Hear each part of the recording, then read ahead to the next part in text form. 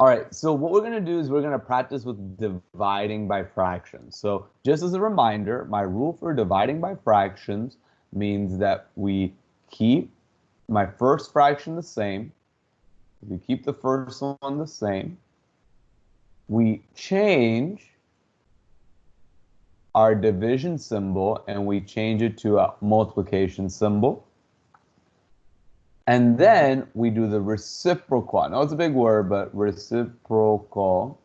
And that means we just have to flip our second fraction that we have. Okay? So Mirza, let's look at this problem. I have 9/11 divided by 5/11. So Mirza, what should I do with this first fraction according to my rules? What should I do? Now you could keep typing or you can speak into the microphone. It's up to you.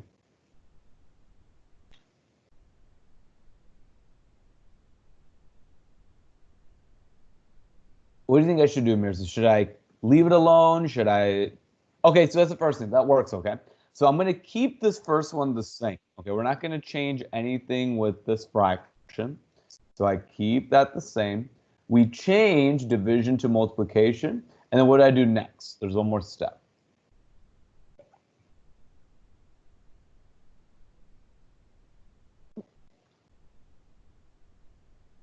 Perfect. So we do the reciprocal of this one, and that should be 11/5. Okay. Now that we have that reciprocal, this problem, I just scratched it out because it's gone. It's done. We don't have to worry about it anymore. Now, here's the thing. There are two ways I can kind of solve this, okay? There's a shortcut way, and then there's another way, okay? The most traditional way, do you remember what we need to do, Mirza, when we multiply fractions?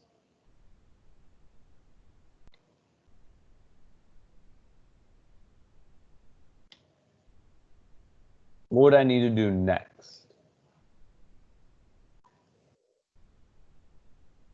Okay, so what's my next? Okay, so I'll go over, okay? So there's two ways I could solve it.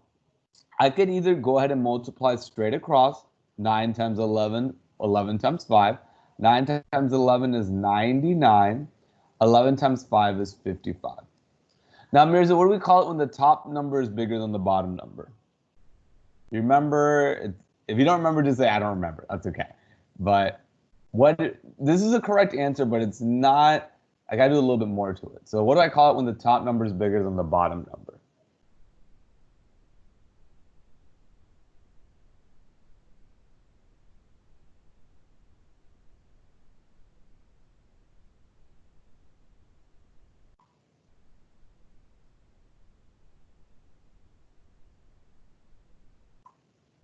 Improper fraction. You're correct. Okay. Improper fraction means the top number is bigger than the bottom number.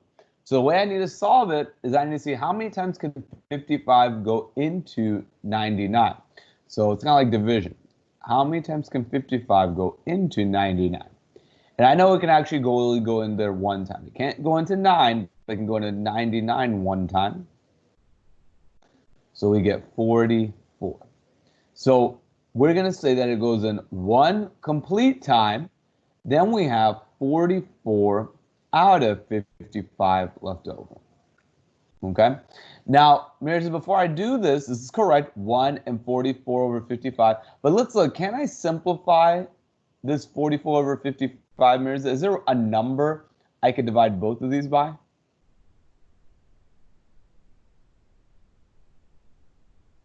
$11, you're right. Good job. So I divide both by 11. 44 divided by 11, 55 divided by 11. So 44 divided by 11 gets me 4. 55 divided by 11 gets me 5. So my full answer is 1 and 4/5. This would be my final correct answer.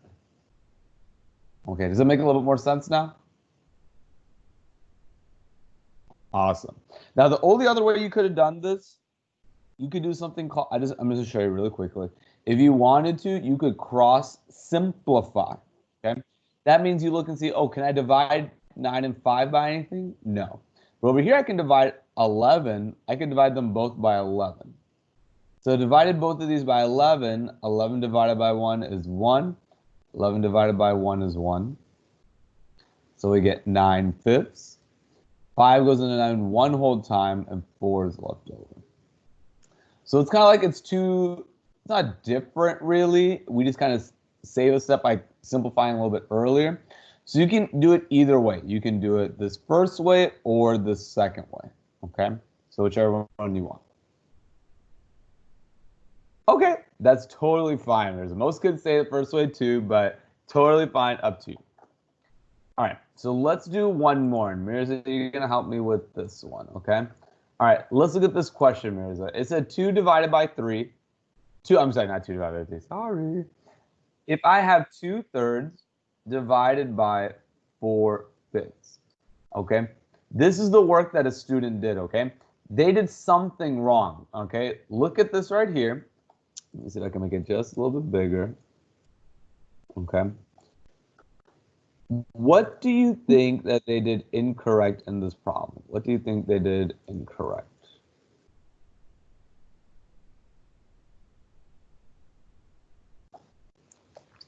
Okay, try to make it a little bit bigger. Tell me, what do you think that they did incorrectly in this problem?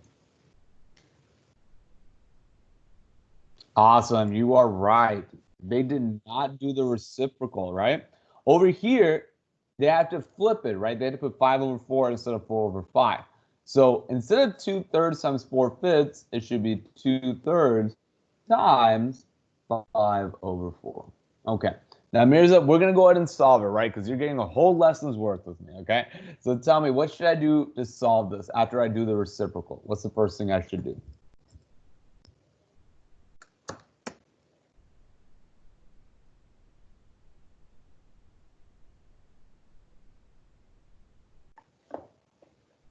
Multiply the numerators. Good job, team. So 2 times 5.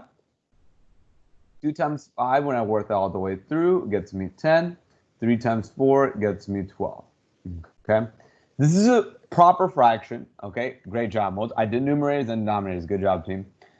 So I got 10/12. That's the correct answer, but there's one more thing I can do. What else can I do to 10/12? It's not improper, right? But there is one more thing I can do.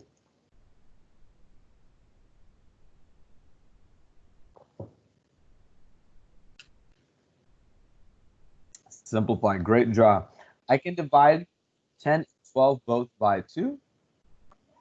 So I divide 10 by 2 and 12 by 2. So we get 5/6. So 5/6 should be the correct answer. And see, that's completely different to what they got over here, right? Because 8/15 is not that answer. All right. Does it make a little bit more sense, Mirza?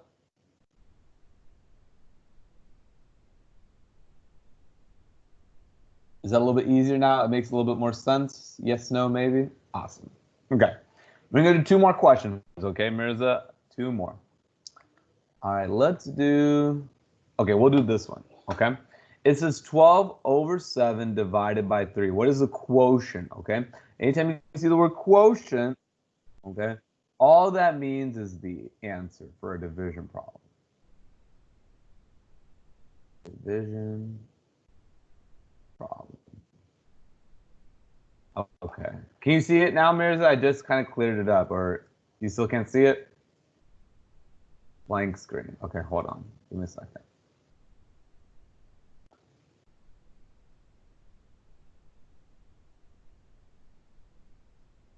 Okay. All right. Look again, Mirza. Try to look and see if you haven't minimized or anything like that.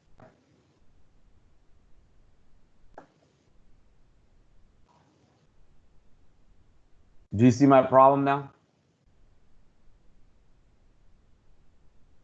Okay, perfect. Yeah, sometimes it does that on Teams. I don't know. It's just weird. Okay, so remember, quotient means an answer for a division problem. Now, anytime we see a whole number, okay, like 3 or something like that, we always want to rewrite it. So I keep 12/7, but I want to rewrite it as 3/1. Now, the reason I think about it that way, fractions are like division. So 3/1 is like 3 divided by 1, which we all know is just 3. So if I rewrite 3 as 3/1, that keeps it the same, right? Because this value is still 3, and I can use it a little bit easier in my problem, okay? All right, Mirza, tell me, what are my steps? What do I need to do?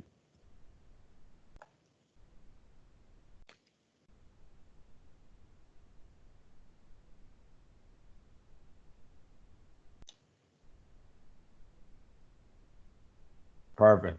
I'm going to change this division to multiplication. All right, what's next?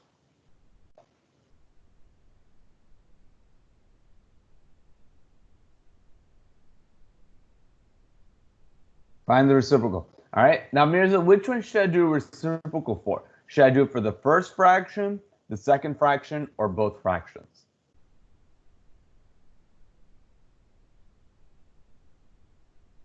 Perfect. Good job. That's the number one mistake I've seen kids make. They do it for both sometimes, right? We always only do it to the second fraction.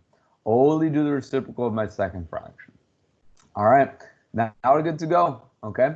So next we're going to multiply straight across, right? And you should be know that. So 12 times 1 will get me 12. 7 times 3 will get me 21. All right. So Mirza, this is a proper fraction. So I don't need to change it to a mixed number. But what could I do with 12 and 21? Okay. I'll give you a hint. It's not in the final format I wanted. There's one more thing I can do. What do you think?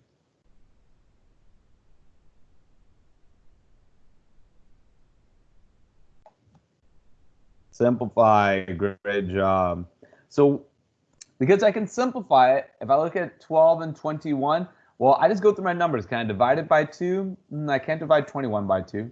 Can I divide it by 3? Well, I know 12 divided by 3 gets me 4. And then 21, I could also divide by 3. 21 divided by 3 will get me 7. There's no number I can divide 4 and 7 by, so 4/7 is that final answer. All right, and that's it for that one. Questions on that? Do you have any questions for me on that one? Okay. Mirza, we're going to do one more and then you're done, buddy, okay? This is the last one. It says which values of A, B, and C correctly represent the answer in simplest form. So pretty much all we're going to do is work out this problem, okay? Now, Mirza, do you remember, or try to think back to the lessons you watched, what do I need to do with a mixed number like this? I need to do something before I start multiplying. All right, what do you think? Yeah, they do take a little bit more work, okay? Just a little bit more. Do you remember what we need to do with these mixed numbers first, or not really?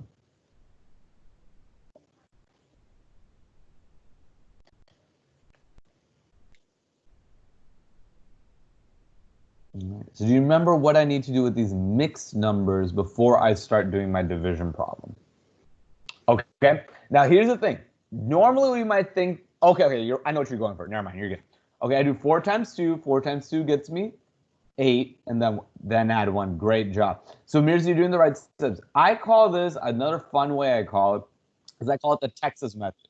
The reason I call it Texas method is you put a T here and an X here. Now, this is an addition and multiplication. We think about that because we want to change it to an improper fraction. I can't multiply two mixed numbers. So I'm doing exactly what you said. 2 times 4 got me 8. 8 plus 1 gets me 9. So I got 9/2. Okay, so I'm going to do the same thing with my next one. I have 1 and 1/4. And we're going to do our Texas method. It's like a little cute way to call it. 4 times 1 will get me 4. 4 plus 1 will get me 5. So 9/2 divided by 5/4. All right, Mirza, walk me through. What's the next thing I need to do?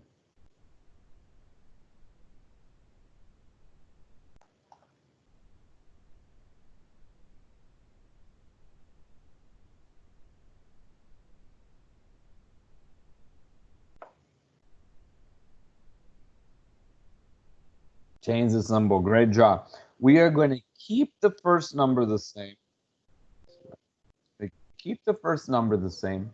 Change division to multiplication, and then what do I do?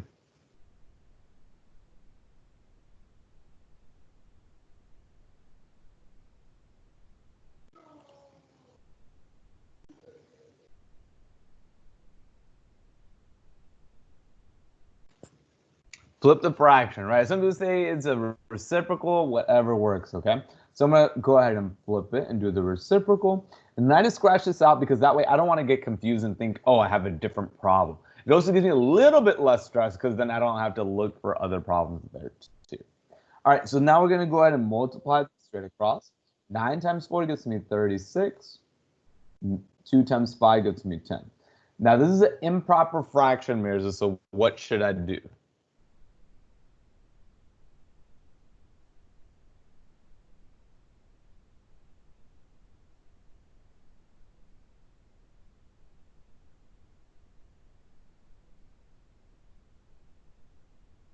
Right, we do the division. We go ahead and do division. That way we can figure out how many times can 10 go into 36 and then create an improper fraction. Create a mixed number. So 10 can't go into 3, but it can go to 36 3 times. And I have 6 left over. So that gets me 3 as a whole number, right? Because that's where I got that from. 6 is left over. That's where I got that from. And we keep the denominator the same. So can I simplify 6 over 10, Mirza?